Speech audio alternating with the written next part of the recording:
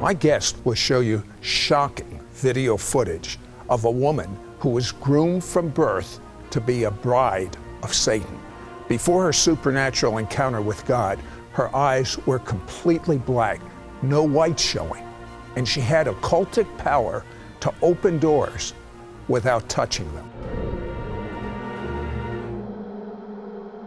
Can ancient secrets of the supernatural be rediscovered? Do angels exist? Is there life after death? Are healing miracles real? Can you get supernatural help from another dimension? Has the future been written in advance? Sid Roth has spent 30 years researching the strange world of the supernatural. Join Sid on this edition of It's Supernatural. Hello, Sid Roth here. Welcome to my world, where it's naturally supernatural. My guest has been on It's Supernatural previously, Darren Wilson. He comes from a nice evangelical, non-supernatural background, and he filmed from all over the world the most supernatural film you'll ever see. It's called Finger of God, and you know, I'll never forget. What was it?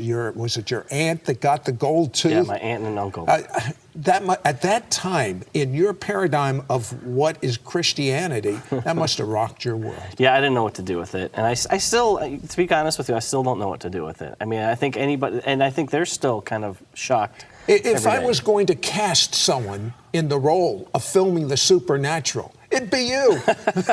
God did a good job. Well, thank you.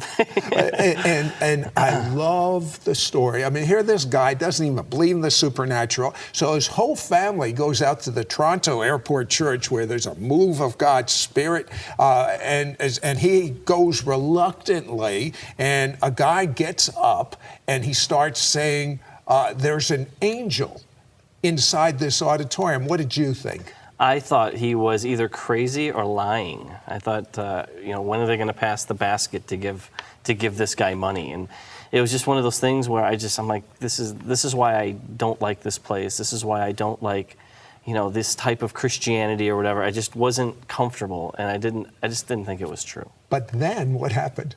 Then I met him. I met this angel who, about 5 minutes later, I had my eyes closed and the angel passed right by me, and I opened my eyes. I didn't see anything, closed my eyes, there he is. And he came up to me and he spoke to me, and he asked me 3 times, "Are you ready?" And I didn't really know what he was talking about. I knew that about 5 months before I'd kind of gotten this idea to make this weird little movie about the strange things that Christians believe. He said, "Are you ready?" 3 times. And I said, "Yes," not knowing exactly what I was saying yes to. And then at the 3rd time, I said, "Ready for what?" And he said, "Make that movie."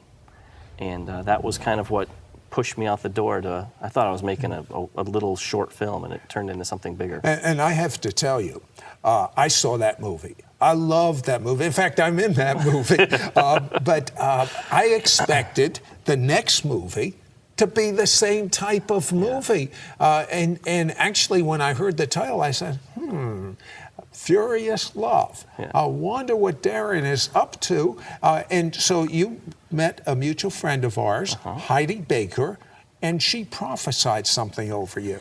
Yeah, that's what started this one. I had just finished filming Finger of God. And we were in Istanbul, Turkey. And I was just worried about how I was going to put this Finger of God together. The last thing on my mind was any kind of a sequel or follow-up or anything. And so she started to pray for me because I was starting to kind of freak out a little bit because I had all this footage and I didn't know what to do with it.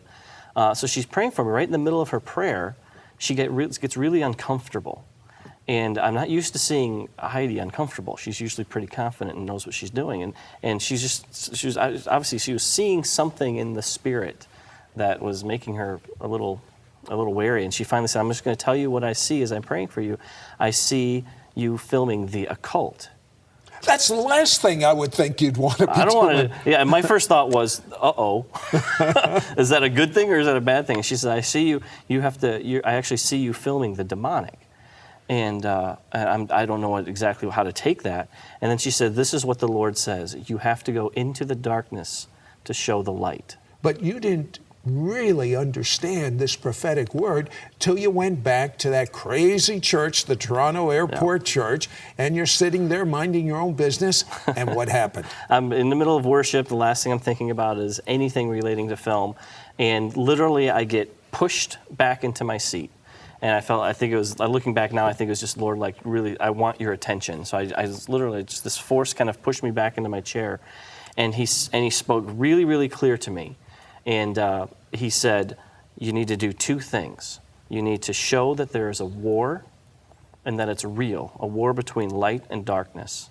And then I need you to show that the only way we can win this war is through love.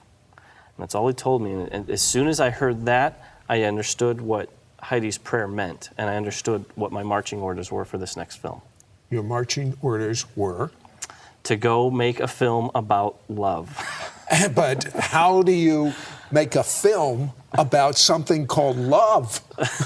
Well, that's the question, and I kept getting that over and over again. When I say, "Yeah, I'm making a movie about God's love," and they said, "Well, how do you film that?" Yeah, you know, and my wonderful answer to them was, "I don't know."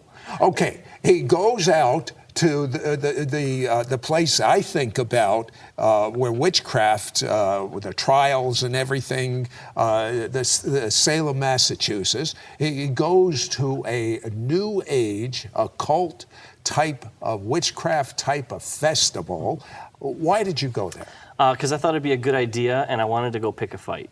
Basically, because I figured, hey, you're a believer in the Messiah. What do you want to pick a fight? You're a nice evangelical. I'm also a filmmaker, and so I wanted to. I figure, okay, I'm making this movie about the clash between light and dark.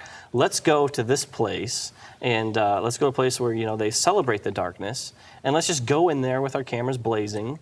And I'll go with Jason Westerfield, who was a friend of mine who's in my first movie, and let's just go see what God does. And I'm thinking what's going to happen is it's going to be manifestations everywhere, and they're going to get really angry and try to kick us out. It's going to be great. Listen, I have seen Jason in operation, and this man walks in tremendous prophecy and signs and wonders, and all day long, nothing. He's praying for people. Nothing.